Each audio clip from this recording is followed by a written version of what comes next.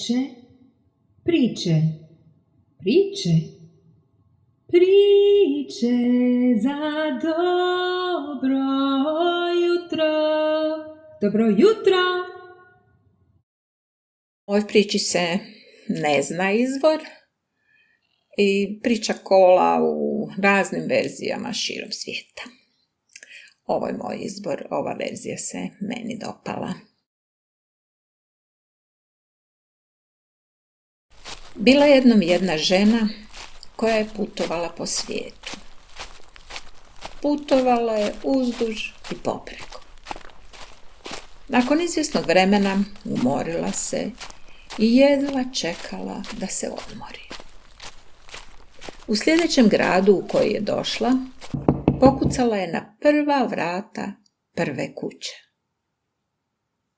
Netko jedva da odškrine vrata, a onda ih zaljubi ženi pred nosom.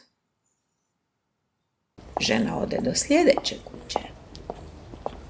Kad je pokucala, prozor na prvom katu se odškrini i zalupi. Žena je išla od kuće do kuće, bezuspješno pokušavajući naći dobrodošlicu, i na kraju sjela kod presušene fontane na središnjem gradskom trgu. Nije mogla dalje od iscrpljenosti. Nitko joj nije otvorio vrata da joj ponudi odmor i osvježenje. Morala se odmoriti i prikupiti snagu za nastavak puta. Dok je tako sjedila, vjetar donese iz daljine zvuk galopirajućeg konja. Odjednom se svi prozori na kućama otvoriše širom. Ona podignu pogled i ugleda žene i muškarce iz gradskih kuća kako kroz otvorene prozore gledaju u daljinu sa osmijehom punim očekivanja. Priče za dobro jutro! Svi su gledali u smjeru jedinog puta koji je vodio u grad, u smjeru zvuka galopirajućeg konja. I stara žena pogleda u tom smjeru. Ona ugleda mladića u plaštu koji je vijorio na vjetru kako jaše velikog crnog konja. Mladić je dojahao do gradskog trga i prije nego što se njegov konj zaustavio, žene su pohrlile iz kuća sa pladnjevima najbolje hrane i čašama najboljeg vina. Žene su se prepirale međusobno koja će prva ponuditi mladiću gostoprimstvo. Stara žena je promatrala sve to sa velikim zanimanjem. Pitala se, tko je taj mladić?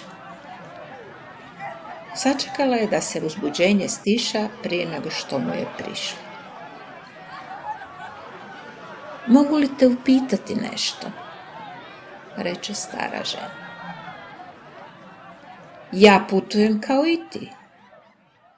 Kad sam stigla u ovaj grad, kucala sam na puno vrata, ali me nitko nije pozvao unutra niti ponudio hranu ili piće. Svaki put su me otjerali sa svog praga. Za tebe su izjurili iz kuća da bi ti ponudili hranu i piće kakvo samo možeš poželjeti. Zato se pitam, tko si ti? Kako ti je ime? Mladić odgovori, ja sam priča. A tko si ti? Stara žena odgovori, ja sam istina. Razmišljala je trenutak. Zašto me ti ne uzmeš pod svoj plašt, pa ćemo skupa imati pristup svakom mjestu? Mladić pristade.